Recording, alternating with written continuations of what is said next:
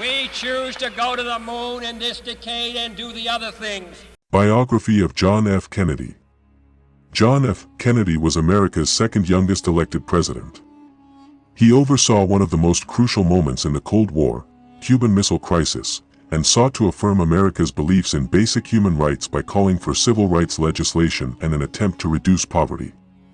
Kennedy was assassinated on November 22, 1963, a tragic death that shocked America and the world.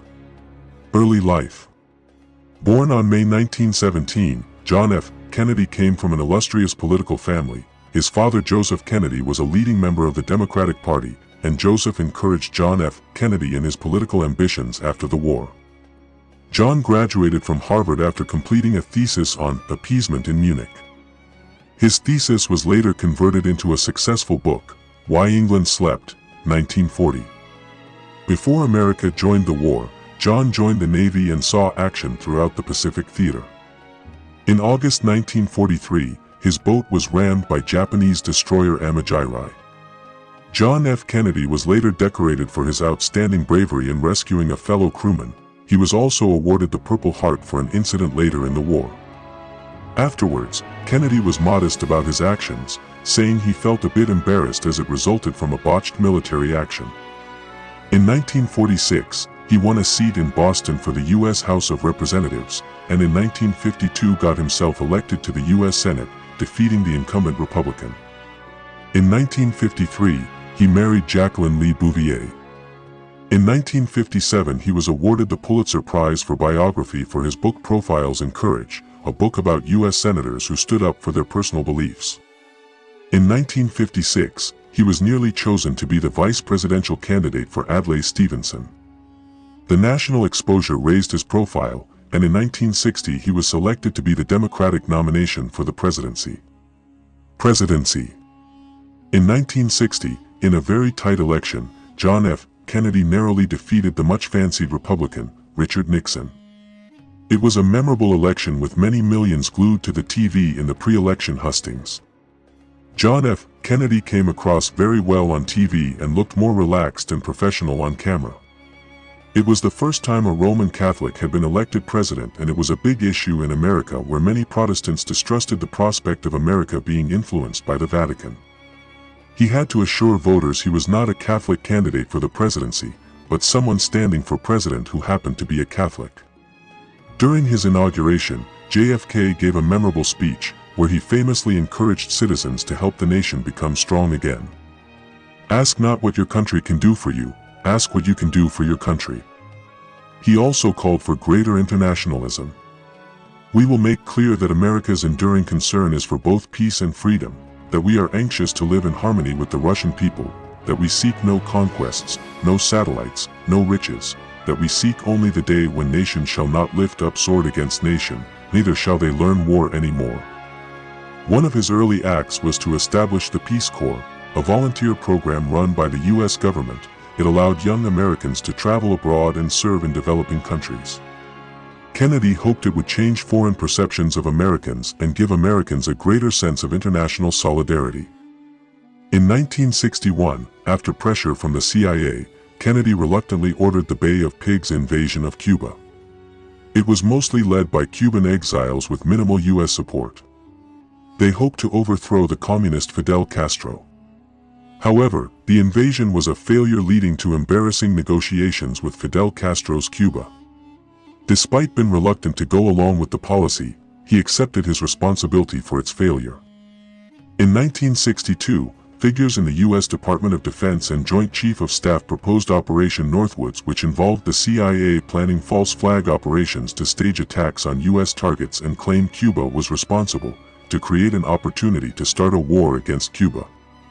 Kennedy rejected the proposals, but his reluctance to fully commit to removing Castro led to resentment amongst some CIA officers and Cuban exiles who felt Kennedy was insufficiently committed to removing Castro. Cuban Missile Crisis. In 1962, the world came extraordinarily close to nuclear war during the Cuban Missile Crisis. The Soviet Union moved missiles to Cuba, which was seen as very provocative, despite the U.S. have nuclear weapons in NATO ally Turkey. Many in the American military were keen on a preemptive airstrike on the missile bases, but Kennedy chose a more cautious diplomatic approach. Kennedy found a way to offer Khrushchev a way out without losing face.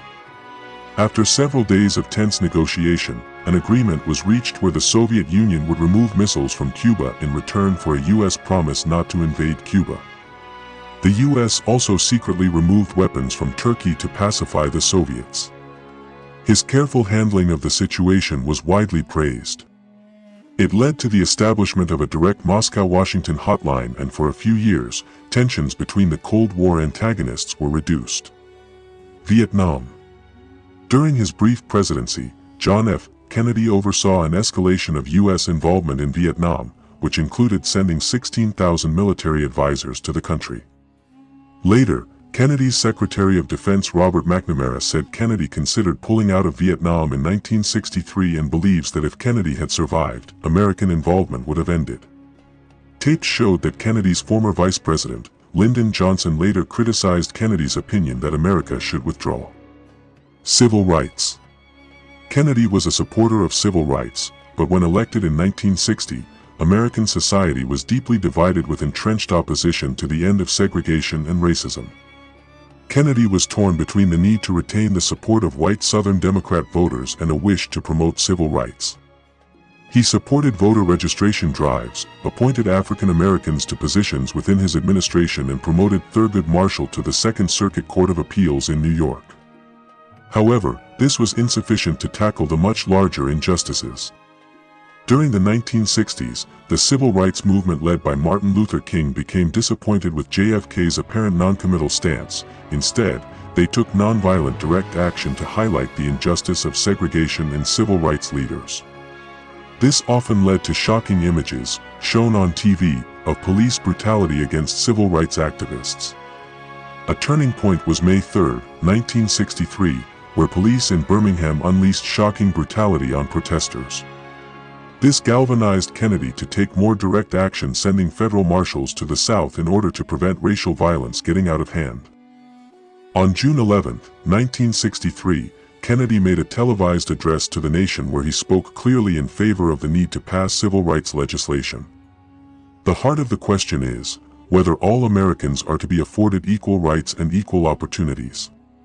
Whether we are going to treat our fellow Americans as we want to be treated. 100 years of delay have passed since President Lincoln freed the slaves, yet their heirs, their grandsons, are not fully free. J.F. Kennedy. Although he did not live to see his promise enacted, it was a turning point in his presidency with a clear commitment made. The Civil Rights Act of 1964 outlawed racial segregation. Ich bin ein Berliner. In June 1963, Kennedy made a memorable speech in West Berlin to a crowd of up to 450,000. He criticized the Soviets for their divisive wall and stated, "Freedom has many difficulties and democracy is not perfect, but we have never had to put a wall up to keep our people in. All free men, wherever they may live, are citizens of Berlin, and therefore, as a free man, I take pride in the words, Ich bin ein Berliner." His speech was very well received by people living in West Berlin, who felt surrounded by the Berlin Wall and communist East Germany. The Soviet authorities were less enamored of his speech, which they felt was confrontational. Assassination. John F. Kennedy was assassinated in November 1963. Lee Harvey Oswald was arrested and put on trial for his murder. However, before he could reach trial, Lee Harvey Oswald was himself killed by Jack Ruby. Lee Harvey Oswald always pleaded his innocence, and many believed the assassination was a wider conspiracy. His death left a large void in American politics that was never adequately filled. Though Johnson did enact civil rights legislation and a form of welfare state, which many see as something Kennedy was keen to do. His brother Robert F. Kennedy was assassinated in 1968 whilst seeking the Democratic presidential nomination.